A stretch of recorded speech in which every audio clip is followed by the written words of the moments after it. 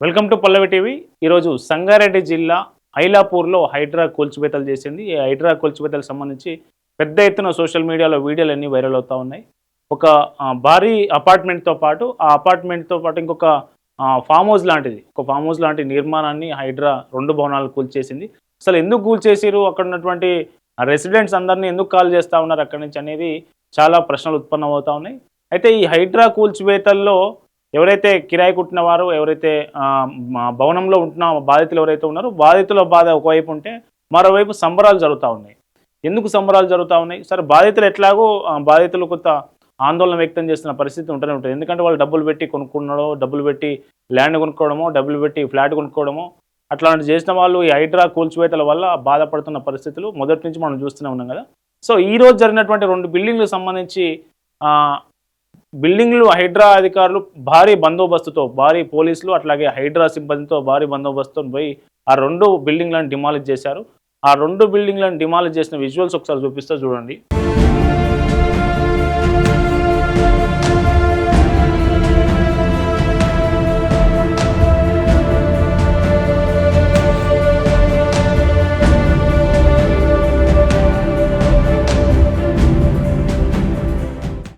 ఇది drone visual చూడండి. So building ఎంత బాగుంది. ఈ బిల్డింగ్ను అట్లాగే ఒక అపార్ట్మెంట్ను కూడా ఈరోజు హైడ్రా అధికారులు కూల్చేసారు. ఇదే అపార్ట్మెంటు పెద్దది. సో ఇంత భారీ అపార్ట్మెంట్ ఇది. ఈ 2 బిల్డింగ్లను కూల్చేశారు.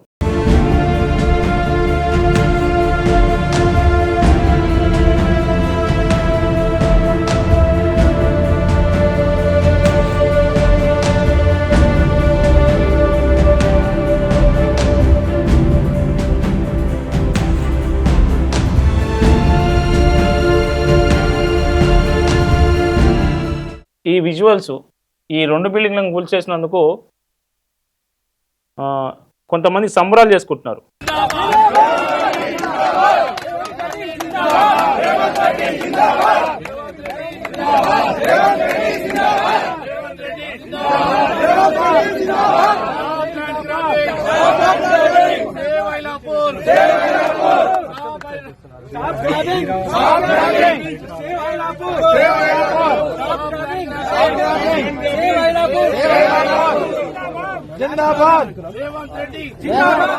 సీఎం రేవంత్ రెడ్డి ఫోటో పెట్టి పాలాభిషేకం కూడా చేస్తూ ఉన్నారు.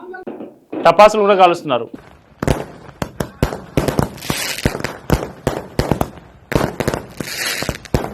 ఆ 2 బిల్డింగ్లను కూల్చేసినందుకు టపాసులు కలుస్తూ ఉన్నారు. సో ఇది ఈ 2 బిల్డింగ్లను కూల్చేసినందుకు ఎందుకు టపాసులు కలుస్తూ ఉన్నారు? ఈ 2 బిల్డింగ్లు నిజానికి ఎవరివి? అపార్ట్మెంట్ లాంటి బిల్డింగ్, అట్లాగే ఇంకొక ఫామ్ హౌస్ లాంటి బిల్డింగ్ ఉంది కదా ఐలాపూర్లో, సంగారెడ్డి జిల్లా ఐలాపూర్లో. ఇవి ఎవరివి అంటే మనకు బీఆర్ఎస్ పార్టీలో ఉన్నటువంటి న్యాయవాదిగా పనిచేస్తున్నటువంటి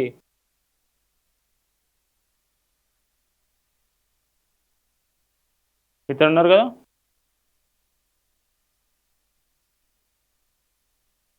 మోకీం. బీఆర్ఎస్ పార్టీ, ఈయన న్యాయవాది, హైకోర్టు న్యాయవాది మోకీం అని, ఎంఏ మోకీం అట్లాగే ఎంఏ ఫైమ్. వీళ్ళిద్దరు అన్నదమ్ములు. ఈ ఇద్దరు అన్నదమ్ములు కలిసి అక్కడ ఉన్నటువంటి ప్రభుత్వ స్థలం ఏదైతే ఉందో దాన్ని కబ్జా చేసి కొంత 100 గజాలు, 200 గజాలు, 100 గజాలు, 200 గజాలు దాన్ని విభజిస్తూ అక్కడ మొత్తం ఆ భూమిని పేద గిరిజనులకు అమ్ముతూ వాళ్ళని మోసం చేస్తూ, సో ఇట్లా మొత్తం అక్కడ విస్తరించారు. ప్రభుత్వ భూమిని మొత్తం అక్కడి నుంచి కబ్జా చేశారనేది హైడ్రా కమిషనర్ ఏవి రంగనాథ్ మీడియాతో చెప్పారు. ఆయన ఆరోపిస్తున్నది ఏంటంటే ఈ మోకీం అనే న్యాయవాది న్యాయాన్ని అడ్డుపెట్టుకొని, తన న్యాయవాదిగా వృత్తిని అడ్డుపెట్టుకొని అక్కడ ఉన్నటువంటి ప్రభుత్వ స్థలాన్ని కబ్జా చేసి పేదలకు దాన్ని విక్రయించి ఈయన డబ్బులు సొమ్ము చేసుకుంటున్నాడు అనేది ఏవి రంగనాథ్, హైడ్రా కమిషనర్ ఏవి రంగనాథ్ ఆరోపిస్తున్న ప్రధాన ఆరోపణ. సో ఈ రంగనాథ్ ఈయన ఏమంటున్నారంటే చూడండి, మోకీం ఏమంటున్నాడు చూడండి.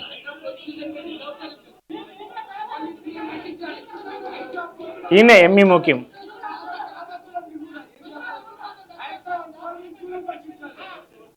సో ఇది నిజంగానే కబ్జా చేసిండా, అసలు అది ప్రభుత్వ భూమేనా అంటే మనకు హైడ్రా కొన్ని గూగుల్ మ్యాప్స్ను రిలీజ్ చేసింది.